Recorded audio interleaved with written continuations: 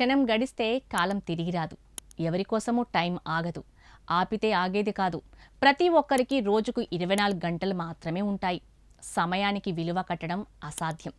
సమయాన్ని సరిగా వాడుకోవటం అంటే కాలంతో పాటు నడుస్తూ ఎదగటానికి అవసరమైన పని చేయటమే. అలా చేసిన వారు జీవితంలో ఏదైనా సాధిస్తారు. పనిని వాయిదా వేయకుండా ఎప్పుడు చేయాల్సిన పనిని అప్పుడే చేయటం, ఒకవేళ ఇంకా సమయం మిగిలితే తర్వాతి రోజు పనిని కూడా ముందు రోజే ముగించటం. సమయం వృధా కాకుండా ఉండాలంటే మనిషికి ఏకాగ్రత చాలా అవసరం. కాబట్టి రోజు ఏకాగ్రతను పెంచే ధ్యానం, యోగా లాంటివి చేయటం వల్ల మన మనసు ప్రశాంతంగా ఉంటుంది. వ్యాయామం ద్వారా కూడా ఏకాగ్రత పెరుగుతుందని వైద్యులు సలహా ఇస్తున్నారు. సోషల్ మీడియాలో ఎక్కువగా సమయం గడపటం వల్ల టైం వేస్ట్ అవుతుంది.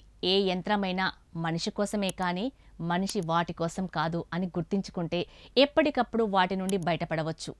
వినోదాలు, వేడుకల పేరుతో ఎక్కువ సమయాన్ని దుర్వినియోగం చేయటం వల్ల ఒత్తిడి పెరుగుతుంది. అనుకున్న పని సమయానికి కాదు. నిద్ర లేవగానే ఆ రోజు ఏ ఏ పనులు చేయాలి, ఏ ఏ సమయానికి చేయాలి అని నిర్ణయించుకుంటే రోజంతా ప్రశాంతంగా గడిచిపోతుంది.